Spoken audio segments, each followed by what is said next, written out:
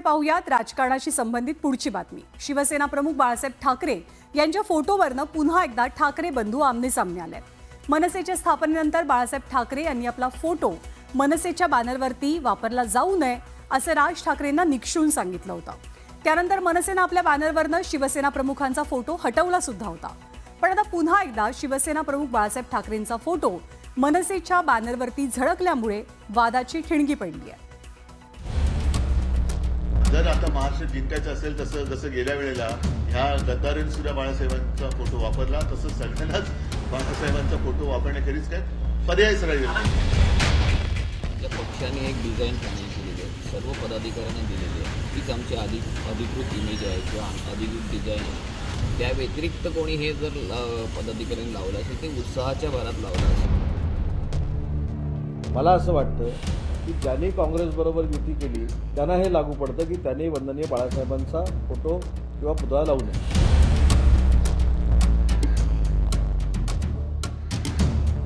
मनसेनं गुढीपाडव्याच्या मेळाव्यासाठी जोरदार तयारी सुरू केली आहे।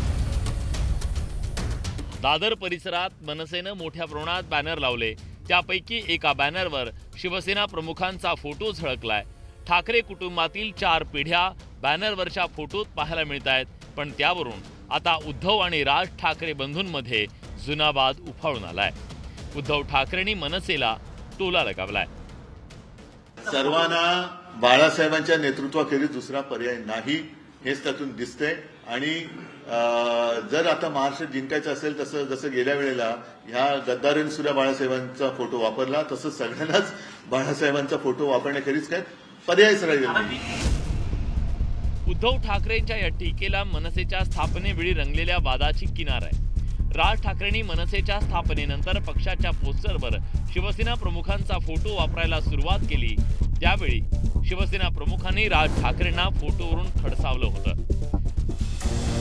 बॅनरवर तुझा फोटो छाप, इतर कोणाचाही छाप, पण माझा फोटो चालणार नाही आणि हे राज यांनी कटाक्षानं पाळावं असं बाळासाहेब ठाकरेंनी निक्षून सांगितलं होतं। शिवसेना प्रमुख एवढ्यावर थांबले नाही, तर इतकं माझ्यामुळे अडत असेल तर परत ये, लाजू नको असा चिमटाही राज ठाकरेंना काढला होता। त्याला आता 2 दशकं उलटून गेली, पण पुन्हा एकदा मनसेच्या बॅनरवर शिवसेना प्रमुखांचा फोटो झळकल्यानं वाद पेटला। आमच्या पक्षाने एक डिझाईन फायनल केलेली आहे, सर्व पदाधिकाऱ्यांना दिलेली आहे। हीच आमची अधिकृत इमेज आहे किंवा अधिकृत डिझाईन आहे। त्या व्यतिरिक्त कोणी हे जर पदाधिकाऱ्यांनी लावलं असेल ते उत्साहाच्या भरात लावलं असेल तर संबंधित पदाधिकाऱ्याला आम्ही सांगितलं की ते काढून टाका। आम्ही तर माननीय शिंदे साहेबांच्या नेतृत्वाखाली बाळासाहेबांचा विचार हा पुढे घेऊन जातोय, आनंद दिघे साहेबांचा विचार पुढे घेऊन जातोय। त्याच्यामुळे यामध्ये आम्ही बसत नाही। मला असं वाटतं की ज्यांनी काँग्रेसबरोबर युती केली त्यांना हे लागू पडतं की त्यांनी वंदनीय बाळासाहेबांचा फोटो किंवा पुतळा लावू नये। 2006 साली राज ठाकरेंनी शिवसेनेतून बाहेर पडून मनसेची स्थापना केली। त्यानंतर शिवसेना प्रमुखांनी राज ठाकरेंना आपला फोटो वापरायला मनाई केली। आज 2 दशकांनंतरही पुन्हा एकदा फोटोवरून वाद रंगल्याचं पाहायला मिळत आहे। Bureau report, news 18 Lokmat. आणि उद्धव ठाकरेंनी एकीकडे राज ठाकरेंना टोला लगावलाय तर दुसरीकडे सत्ताधाऱ्यांवरती पुन्हा एकदा हल्लाबोल केलाय। भाजपकडनं ईदच्या निमित्तानं मुस्लिम बांधवांना दिला जाणारी सौगात ए मोदी नाही तर सौगात ए सत्ता असल्याचं म्हणत ठाकरेंनी निशाणा साधला। आमच्याकडनं गेलेले उडाण टप्पू टोपी घालून कसे सौगात वाटतात ते पाहायचंय असा टोलाही त्यांनी लगावला। आणि यावरती सत्ताधारी गप्प बसले नाहीयेत, त्यांनी उद्धव ठाकरेंवर जोरदार पलटवार केलाय। कामरा ते सौगात, ठाकरेंचा घणाघात। हे काही सौगात मोदी नाहीये, हे सौगात सत्ता आहे। म्हणजे यांना सत्तेसाठी हे कोणत्याही थराला जाऊ शकतात। सौगात ए मोदीवरून वादाची ठिणगी। महाराष्ट्राच्या निवडणुकीमध्ये बटेंगे तो कटेंगे हा नारा देणारे आता सौगात म्हणजे भेट द्यायला चाललेले आहेत। शिवसेनेवरून पुन्हा एकदा सामना।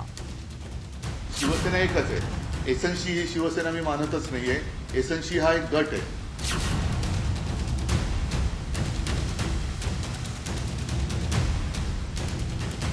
ईदच्या पार्श्वभूमीवर भाजपसह महायुतीच्या मित्रपक्षांकडनं मुस्लिम बांधवांना सौगात ए मोदी किटचं वाटप केलं जाईल। या सौगात ए मोदीवरती उद्धव ठाकरेंनी आपल्या खास शैलीत निशाणा साधला। हे काही सौगाते मोदी नाहीये, हे सौगाते सत्ता आहे. म्हणजे यांना सत्तेसाठी हे कोणत्याही थराला जाऊ शकतात. त्याचं एक निर्लज्ज उदाहरण आहे. महाराष्ट्राच्या निवडणुकीमध्ये बटेंगे तो कटेंगे हा नारा देणारे आता सौगात म्हणजे भेट द्यायला चाललेले आहेत. वर्षभर किंवा आयुष्यभर होळीच्या निमित्ताने मुस्लिम समाजाच्या नावाने शिमगा करायचा आणि निवडणूक आल्यानंतर त्यांना पुरणपोळी द्यायची, असा हा प्रकार आहे. सौगाते मोदीवरनं ठाकरेंनी भाजपला हिंदुत्वाची आठवण करून दिली नसती तरच नवल. तर ठाकरेंच्या टीकेवरती सत्ताधाऱ्यांनी सुद्धा पलटवार केलाय. तर तसं ही सौगात जी काय आहे, सौगाते सत्ता ही बिहार आणि या निवडणुकीपुरतीच राहणार आहे का नंतर सुद्धा राहणार आहे, हे सुद्धा भाजपने एकदा जाहीर करावं. आणि मग आता त्यांनी हिंदुत्व सोडलेलं आहे हे अधिकृतपणाने जाहीर करावं. त्यामुळं उद्धव ठाकरेंनी खरं तर मोदीजी आणि अमितभाई किंवा देवेंद्रजी किंवा एकनाथ शिंदे बोलण्यापेक्षा आपली पार्टी कुठं तुटत आहे, आपली पार्टी कशामुळे नाराज आहे, आपला बूथवरचा तालुका अध्यक्ष कार्यकर्ता का त्यांचा पार्टी सोडतायत याचा विचार त्यांनी केला पाहिजे. याकडे जास्त लक्ष उद्धव ठाकरेंनी दिलं पाहिजे. उद्धव ठाकरेंच्या शाब्दिक तोफखान्यातनं उपमुख्यमंत्री एकनाथ शिंदेही सुटले नाहीत. शिंदेंच्या नेतृत्वातील पक्ष शिवसेना नसल्याचं ठाकरेंनी ठासून सांगितलं. तसंच एकनाथ शिंदेंच्या शिवसेनेचं उद्धव ठाकरेंनी नामकरण सुद्धा केलं. तर शिंदेंच्या शिवसेनेनं सुद्धा ठाकरेंच्या टीकेला चोख उत्तर दिलं. शिवसेनेला म्हणजे शिवसेना एकच आहे. एसएनसी ही शिवसेना मी मानतच नाहीये. एसएनसी हा एक गट आहे. त्याच्यामुळे त्या एसएनसी गटाबद्दल किंवा गद्दार सेनेबद्दल मी काही बोलत नाही. मुस्लिम लोकांनी शिवसेनेला मत दिलं, उद्धव ठाकरेंना मत दिलं, तर हा सत्ता जिहाद आहे. आता मला एका गोष्टीचं समाधान आहे की इथे जे बोंबलत फिरत होते, जे बुरसटलेले हिंदुत्ववादी आहेत, ज्यांना मी बोगस हिंदुत्ववादी म्हणतोय, त्यांना बरोबर पाचर बसलेली आहे. तर आता ईदच्या निमित्ताने सौगाते मोदी हा कार्यक्रम भारतीय जनता पक्षाने हाती घेतलेला आहे. तुम्ही फक्त पाकिस्तानचा झेंडा घेऊन डान्स करा, आम्हाला ते शिकवू नका. आता जर तुम्हाला त्यांच्याबद्दल जर घृणा असेल तर तसं स्पष्ट सांगा. परंतु जेव्हा इलेक्शन येतं त्या टायमाला हातात हात घालून फुगड्या खेळणारे तुम्ही आम्हाला हिंदुत्व शिकवण्याच्या भानगडीत पडू नये. औरंगजेबाच्या कबरीपासून कुणाल कामराच्या कॉमेडीपर्यंत विविध विषयांवरनं ठाकरे सत्ताधाऱ्यांवर बरसले. की जे गाणं आज देशातल्या कानाकोपऱ्यात, देशातल्या नागरिकाच्या प्रत्येकाच्या कानात आणि प्रत्येकाच्या मुखात गुणगुणलं जाते, ते गाणं काय हे तुम्हालाही माहिती आहे. तुमच्याही मनात ते गाणं आता ढोलतंय. हे गाणं एक चांगलं गाणं या अधिवेशन काळामध्ये देशाला मिळालं, राज्याला मिळालं. हे या अधिवेशनाचं एक फलित मानावं लागेल. आणि जयंत पाटील जे म्हणाले की हे अधिवेशन म्हणजे काय, तर कबरीपासून कामरापर्यंत, बाकी काहीच नाही. बुधवारी अर्थसंकल्पीय अधिवेशनाचं सूप वाजलं आणि याच पार्श्वभूमीवर उद्धव ठाकरेंनी सत्ताधाऱ्यांवर जोरदार टीकास्त्र डागलं आणि त्याचवरून वादाचा राजकीय कलगीतुरा रंगल्याचं पाहायला मिळालंय. Bureau report, news 18 Lokmat.